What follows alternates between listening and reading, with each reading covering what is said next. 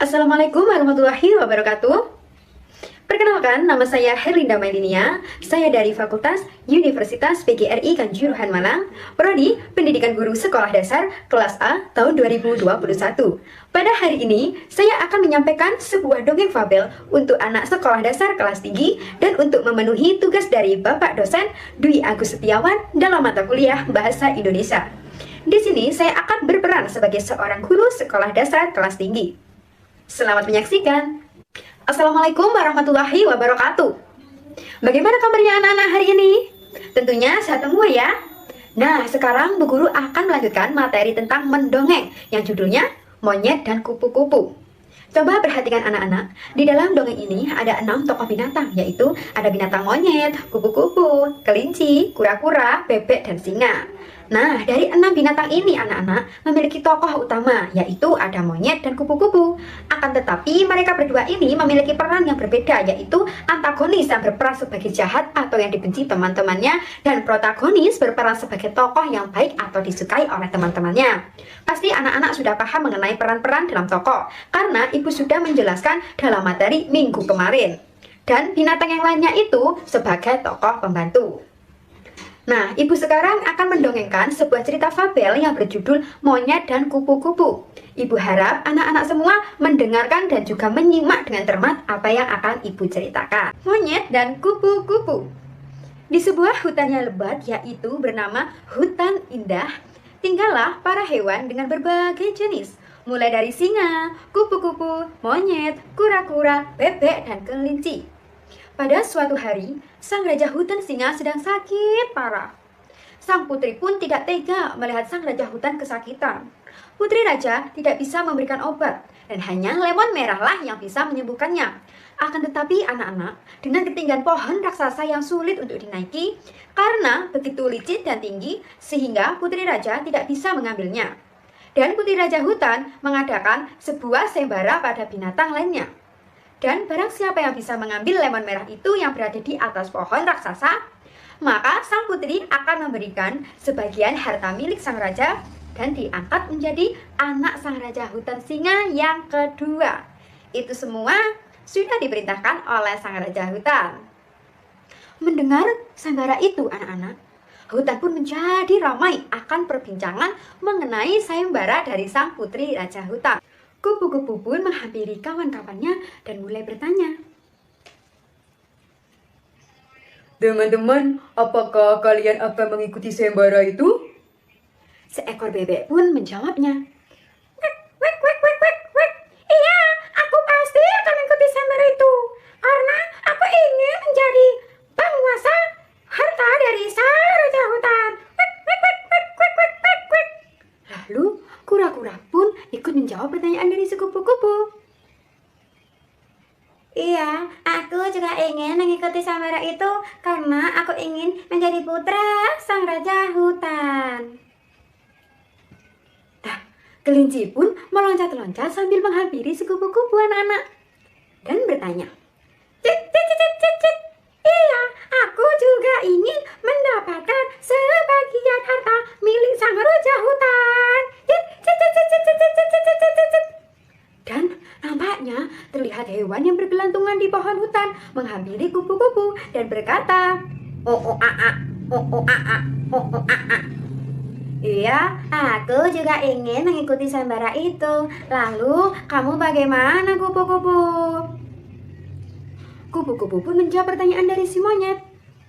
Hahaha, ya sudah pasti dong, Nyet. Aku kan hewan yang paling kuat di sini. Tentunya aku juga yang akan menang. Dan aku pasti menjadi anak sang raja hutan dan juga penguasa harta di hutan ini. Hahaha. Bebek pun langsung berkata, Hei, kupu-kupu, kamu jangan sombong dulu ya. Kita kan belum bertanding. kupu-kupu pun dengan amarahnya langsung menjawab, hahaha. Aku pun belum bertanding saja sudah tahu kalau kalian tidak akan bisa menaiki pohon raksasa yang licin itu. Hahaha. Dan si monyet pun berkata kepada kupu-kupu, Oh, a, Kamu tidak boleh sombong dengan kekuatanmu. Dan untuk teman-teman yang lain juga ya, bertandinglah untuk menyelamatkan sang raja hutan singa, bukan hanya untuk mendapatkan hadiah. Sudahlah, aku malas berbicara dengan kalian semua. Aku ingin pulang saja. Aku ingin makan makanan yang banyak, supaya besok aku akan memenangkan sayembara itu. Para binatang pun sudah berkumpul di depan istana. Sang putri memberikan pengarahan kepada para binatang. Sang putri pun berkata, Aku hitung ya, 1, 2, 3, mulai. Nah, anak-anak, semua hewan yang mengikuti sayembara itu berlari sekencang mungkin menuju ke atas pohon raksasa itu. Dan ternyata banyak hewan yang sudah sangat lelah. Akhirnya mereka pun menyerah. Peserta yang bertahan pun mengisahkan hanya 2 hewan saja, yaitu monyet dan kupu-kupu. Awalnya kupu-kupu yang memimpin, tetapi ketika hampir sampai di atas pohon raksasa, tiba-tiba awan mulai gelap. Hujan lebat disertai angin yang sangat kencang. Kupu-kupu sangat panik ketika sayapnya sudah hampir tidak berdaya itu. Monyet yang awalnya berada di belakang kupu-kupu, sekarang ia sudah sampai di atas pohon raksasa dan segera memetik beberapa lemon merah untuk sang raja hutan. Ketika ia hendak sampai ke bawah pohon untuk kembali ke istana, ia melihat kupu-kupu yang sedang merintih kedinginan dan ketakutan. Karena kupu-kupu tidak bisa turun sebab sayapnya yang basah kuyup. Beberapa lama kemudian terlihatlah monyet yang sedang membawa lemon merah dan menggendong kupu-kupu di atas punggungnya dan berjalan bersama menurunin pohon raksasa itu. Ketika sampai di depan istana anak-anak, monyet yang membawa buah lemon merah langsung memberikannya kepada sang raja hutan. Dan disaksikan oleh banyak hewan lainnya. Sang raja singa pun memakan lemon merah. Dan seketika ia pun sembuh dari sakitnya. Para hewan pun bersorak untuk monyet karena ia sudah berhasil menyembuhkan sang raja hutan. Sang putri pun memberikan hadiah sebagai hartanya dan diangkat menjadi putra sang raja hutan.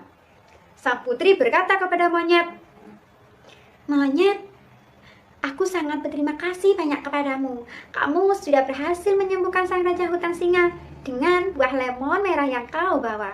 Sekali lagi terima kasih banyak ya. Jawablah si monyet. Iya, sang putri, aku sangat senang bisa membantumu dan kesembuhan sang raja hutan yang sekarang menjadi ayah kita. Dan terima kasih banyak ya atas hadiah yang kau berikan padaku. Dan tiba-tiba kupu-kupu pun menghampiri si monyet. Terima kasih karena tadi kamu sudah menolongku. Dan selamat, kamu sudah menjadi putra sang raja hutan. Selamat ya teman, kamu tetap jadi temanku. Semua pun kaget dengan sikap kupu-kupu yang lemah lembut itu, karena selama ini ia bersikap buruk sih kepada semua hewan-hewan yang lain. Jawablah si monyet sambil tersenyum. Iya, kupu-kupu, aku senang bisa membantumu dan bisa membuatmu berubah sikap menjadi baik. Iya, kamu adalah temanku untuk selamanya. Nah, hewan-hewan yang lain pun ikut terharu dan bahagia dengan kejadian yang baru saja dialaminya. Kupu-kupu pun menjadi hewan yang baik hati dan tidak sombong lagi. Sementara monyet menjadi putra hutan yang selalu baik dan membantu warga hutan dan teman-teman yang lainnya. Mereka pun hidup rukun bersama di hutan indah. Dan selesai. Nah, anak-anakku, dari dongeng yang sudah ibu ceritakan ini tadi, kita bisa menyimpulkan bahwa sehebat apapun kemampuan yang kita miliki, kita tidak boleh sampai tinggi hati atau menyombongkan diri. Dan apalagi sampai meremehkan orang lain. Karena setiap manusia pasti memiliki kelebihan dan kekurangan masing-masing. Seperti sikap monyet yang tenang dan rendah hati, membuatnya bisa memenangkan sayembara pemetikan lemon merah yang dibuat obat tadi. Nah, anak-anakku, ibu selanjutnya akan memberikan kalian tugas, yaitu silakan anak-anak menulis kembali dongeng yang sudah ibu ceritakan ini tadi untuk melatih seberapa cermat sih kalian ketika menyimak dan mendengarkan.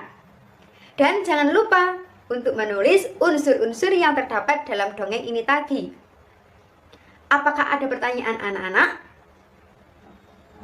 Baik, jika tidak ada, ternyata waktu ibu mengajar di kelas kalian sudah selesai ya. Dan jangan sampai lupa, tugas harus sudah dikumpulkan minggu depan. Ibu akhiri, Wassalamualaikum warahmatullahi wabarakatuh. Sampai bertemu minggu depan ya anak-anak.